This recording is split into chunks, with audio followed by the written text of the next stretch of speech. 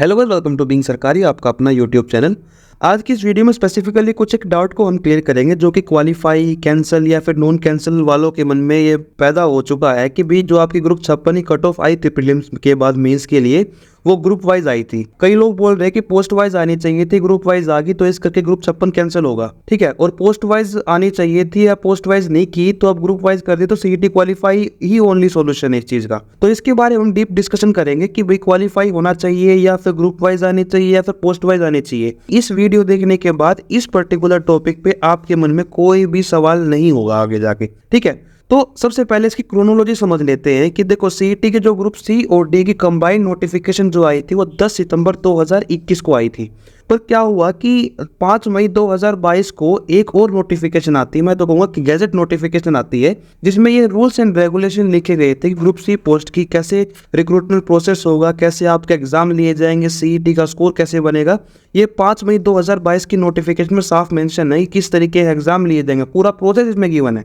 तो जो form fill दोबारा आपके जो ग्रुप सी और डी के जो पहले फॉर्म भर चुके थे उनको दोबारा फॉर्म फिल करने की जरूरत नहीं थी, बट जो फ्रेश फिल हुए थे ना, जो दोबारा वो नोटिफिकेशन निकली थी वो 1 जून 2022 को निकली थी। ठीक है, जिसमें ये बताया गया था कि आपके 2 एग्जाम होगा, तो प्रीलिम्स होगा, एक मेंस होगा। और मेंस में जो एग्जाम होगा ना वो प्रीलिम्स के स्कोर के अकॉर्डिंग आपके 4 गुना लिए जाएंगे। ये आपका प्रोसेस था कि भी किस तरीके से आपके जो कैंडिडेट है वो शॉर्टलिस्ट किए जाएंगे, इसके अकॉर्डिंग 4 गुना आपकी पोस्ट के। अब इसी जो पैराग्राफ है ना, इसी पॉइंट के ऊपर लोगों के अंदर डाउट पैदा हो गया कि इसके अंदर पोस्ट लिखा हुआ है तो इसका मतलब पोस्ट वाइज हो गया, बट ऐसा नहीं है।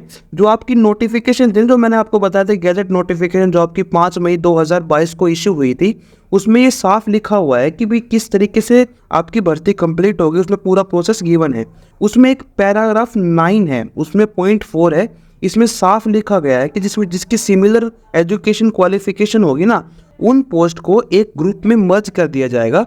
उस पर्टिकुलर ग्रुप के रिजल्ट के बाद आपकी पोस्ट प्रेफरेंस फिल होगी और उस पोस्ट प्रेफरेंस की फिल होने के बाद आपका रिजल्ट आएगा और मेरिट के बेस पे आपको पोस्ट अलोकेट की जाएगी। ये पैराग्राफ आपके प्रीलिम से पहले आ चुका था, आपकी नोटिफिकेशन से पहले भी ये पैराग्राफ आपकी सीईटी रेगुलेशन में अवेलेबल है। तो इस पैराग्राफ के अकॉर्डिंग एचएसएससी ने जिस तरीके से ग्रुप 56 की शॉर्ट लिस्टिंग की है वो बहुत अच्छे तरीके से कर रखी है। अब हालांकि जो आपका डाउट था कि कोई ग्रुप वाइज होना चाहिए, पोस्ट वाइज होना चाहिए, इस पैराग्राफ को देखने या फिर पढ़ने के बाद आपके सारे डाउट क्लियर हो चुके होंगे, बट स्टिल मैं आपको आगे और बातें समझाता हूँ इस चीज़ को लेके। देखो, इस तरीके से जो मैंने आपको बताया ना कि पैराग्राफ जो 9 था पॉइंट 4 के अकॉर्डिंग आपके 378 कैटेगरीज जो पोस्ट की थी उनको 58 ग्रुप में बांट दिया गया। उन 58 ग्रुप का आपका अलग अलग एग्जाम लिया गया। ठीक है, मतलब कुछ एक ग्रुप का एग्जाम हो चुका है, जैसे ग्रुप 56, 57, 1 और 2 और 20 ग्रुप का तो आपका फाइनल ग्रुप रिजल्ट भी आ चुका है, बट स्टिल अभी कुछ और ग्रुप के एग्जाम लेने पेंडिंग है।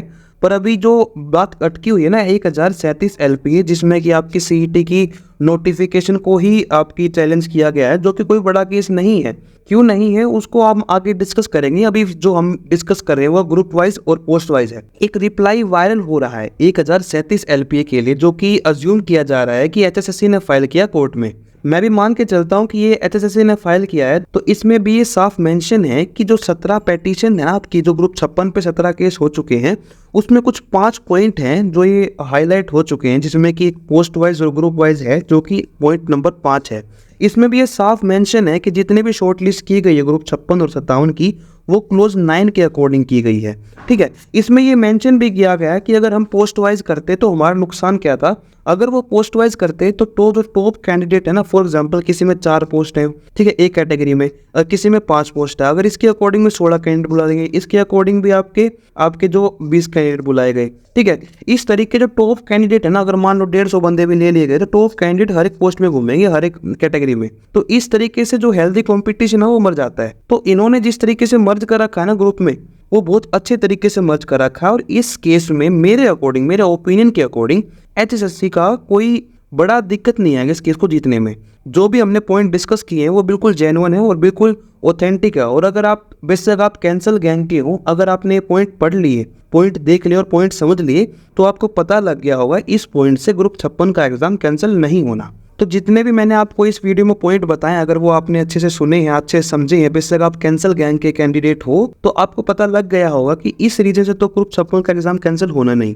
ठीक है। और इसके साथ साथ मैं आपको एक और बात कहता हूँ कि 1037 LPA में 17 केस आपके फाइल हैं, ठीक है। उनमें से किसी भी केस के ऊपर आपको डीप वीडियो चाहिए एनालिसिस करके, तो मैं आपको प्रोवाइड कर दूंगा। और इस वीडियो के लिए भी आपके जो पॉइंट ऑफ व्यू है, आपकी जो भी मैंने जो गलती की है, मैं आपको ये आश्वासन देता हूँ कि आपके कमेंट का रिप्लाई मैं ज़रूर से ज़रूर करूँगा। अगर आपने कोई कमी लगी हो तो प्लीज़ कमेंट कीजिए। और दूसरा, अगर आपको ये वीडियो अच्छी लगी, आपको फैक्ट अच्छे लगे, तो ज़्यादा से ज़्यादा इस वीडियो को शेयर करें, लाइक करें और चैनल को सब्सक्राइब करें, ठीक है। तो आज की वीडियो में इतना ही। थैंक्स फॉर वॉचिंग बिंग सरकारी। और कोई भी वीडियो आपको चाहिए हो, किसी भी पर्टिकुलर टॉपिक के ऊपर चाहिए, तो प्लीज़ कमेंट सेक्शन में ज़रूर डालें, जिससे कि मैं अगली वीडियो के लिए उसको काम करना शुरू कर दूँ। थैंक्स फॉर वॉचिंग बिंग सरकारी।